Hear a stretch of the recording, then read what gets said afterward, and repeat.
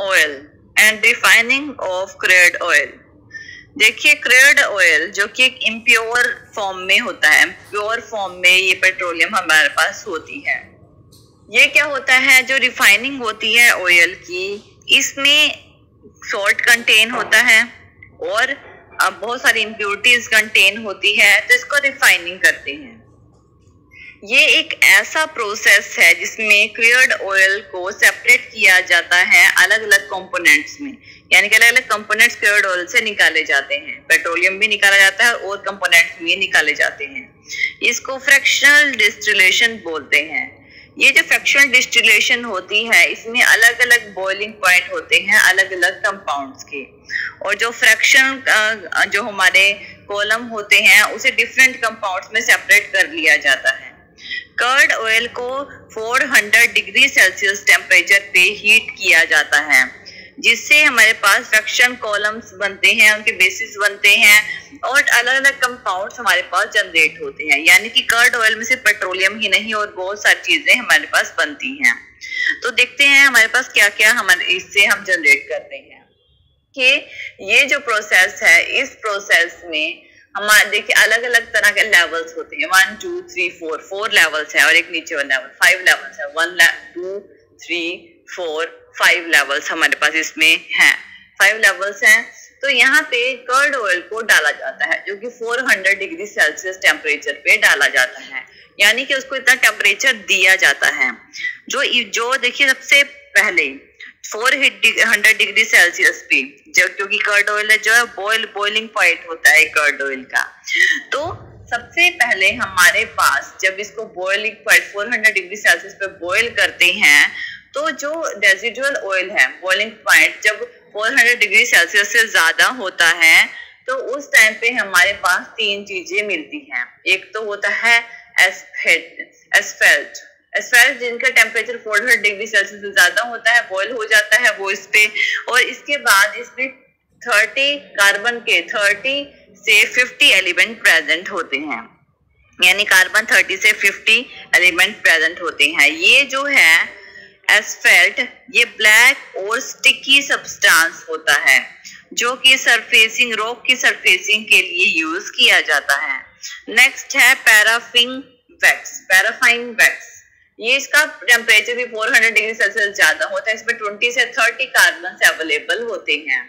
Third है lubricating oil, जो first process में ही हमें मिल जाता है, इसका भी टेम्परेचर 400 डिग्री सेल्सियस से ज्यादा होता है, इसमें कार्बन के 70 से 20 कार्बन इसमें प्रेजेंट होते हैं।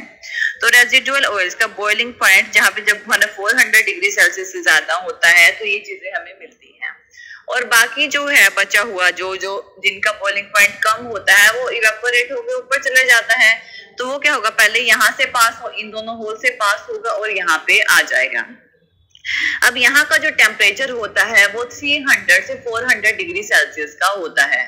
अब यहाँ पे जो चीजें मिलती है वहां पे यानी कि हमारे पास फॉसल फ्यूल्स मिलते हैं, क्योंकि इसके बाद वो क्या हो जाते हैं, कंडेंस हो जाते हैं, वो ऊपर नहीं जाते बॉयल होके, वो यहीं पे रह जाते हैं और कंडेंस होके फॉसल फ्यूल्स में कन्वर्ट हो जाते हैं, और यानी कि फॉयल ऑयल्स में कन्वर्ट हो जाते हैं। और जब ये फ्यूल होता है, ठीक है ना, जो ये फ्यूल होता है, फ्यूल ऑयल मिलता है, इसमें ये हमारे फॉसल फ्यूल से ही मिला है, ये हमें फ्यूल ऑयल मिलता है। इसका टेम्परेचर जो होता है 300 डिग्री सेल्सियस से 400 डिग्री सेल्सियस तक होता है। इसमें कार्बन 15 से 18 कार्बन अवेलेबल होते हैं, और यहाँ पे ये कंडेंस हो जाते हैं, क्योंकि यहाँ पे क्या बॉइलिंग पॉइंट इसका इतना ही है, इससे ज्यादा नहीं है, तो यहाँ पे कंडेंस हो जाते हैं। फिर ये जो बाकी गैसेज है वो ऊपर जाती हैं। ऊपर ये जो पॉइंट है इसका टेम्परेचर जो होता है, इसका टेम्परेचर होता है 250 से 350 डिग्री सेल्सियस तक का, और यहाँ से डीजल कंडेंस हो जाता है। डीजल यहाँ से कंडेंस होकर डीजल ऑयल मिलता है, इसमें 13 से 15 कार्बन प्रेजेंट होते हैं। फिर जो बाकी बचे हुए हैं जिनका लो बॉइलिंग पॉइंट था, वो और ऊपर जाते हैं, और ऊपर जाके यहाँ का जो टेम्परेचर होता है 170 से 250 डिग्री सेल्सियस तक, इसमें कार्बन 10 से कार्बन 12 प्रेजेंट होते हैं। यहाँ से कैरोसिन ऑयल हमें मिलता है, यहाँ पे कैरोसिन ऑयल कंडेंस होगा और इसको हम निकाल लेते हैं। फिर वो और ऊपर जाता है, यहाँ का टेम्परेचर होता है 40 डिग्री से 170 डिग्री सेल्सियस तक। यहाँ पे कार्बन के 5 से 10 कार्बन इसमें अवेलेबल होते हैं, यानी पेट्रोल ऑयल यहाँ से हमें मिलता है। लास्ट होता है जिसका टेम्परेचर 40 डिग्री से कम होता है, 40 डिग्री सेल्सियस से कम होता है, इसे पेट्रोलियम गैस मिलती है। इसमें 1 से 4 कार्बन अवेलेबल होते हैं। नेक्स्ट देखिए, अब ये तो यहाँ पे अवेलेबल टेम्परेचर के अकॉर्डिंग हमें चीजें मिल जाती है। अब जो पैराफिन वैक्स है जिसका टेम्परेचर 400 डिग्री सेल्सियस से ज्यादा है, जो सबसे पहले मिलता है, इसका यूज कैंडल्स बनाने के लिए, वैसलाइन और ग्रीस बनाने के लिए किया जाता है। नेक्स्ट है ल्यूब्रिकेटिंग ऑयल, ये वाला ल्यूब्रिकेटिंग ऑयल जिसमें 70 से 20 कार्बन प्रेजेंट होते हैं। इसका यूज ल्यूब्रिकेटिंग मशीन्स के लिए फॉर्म में किया जाता है, मशीन्स को ल्यूब्रिकेशन प्रोवाइड करने के लिए किया जाता है।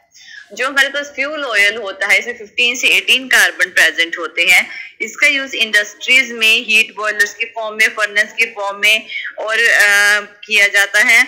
और इसके अलावा ये कोई ऐश भी प्रोड्यूस नहीं करता, जो फ्यूल ऑयल होता है कोई ऐश नहीं प्रोड्यूस करता, बेटर बर्निंग फ्यूल है। जो डीजल ऑयल है जिनमें 13 से 15 कार्बन अवेलेबल होते हैं, इसका यूज कारों के लिए, ट्रक के लिए, बसेस में, रेल इंजन में, जनरेटर्स में किया जाता है। नेक्स्ट है केरोसिन ऑयल, 10 to 12 कार्बन इसमें अवेलेबल होते हैं। इसका यूज डोमेस्टिक फ्यूल के फॉर्म में, लाइट में, लैंप्स में, स्टोव्स में और स्पेशल ग्रेड्स के लिए फॉर्म में भी इसका यूज किया जाता है। नेक्स्ट है पेट्रोल ऑयल जिसपे 5 से 10 कार्बन अवेलेबल है। इसका यूज स्कूटर में, मोटरसाइकिल्स में और कार्स में किया जाता है। नेक्स्ट है हमारे पास पेट्रोलियम गैस जिसमें 1 से 4 कार्बन प्रेजेंट होते हैं। इसमें ब्यूटेन प्रेजेंट होता है, ज्यादातर ब्यूटेन प्रेजेंट होता है और इसका यूज डोमेस्टिक फॉर्म में, कुकिंग फ्यूल के फॉर्म में और लिक्विड पेट्रोलियम गैस या लिक्विफाइड पेट्रोलियम गैस LPG की फॉर्म में किया जाता है। Thank you.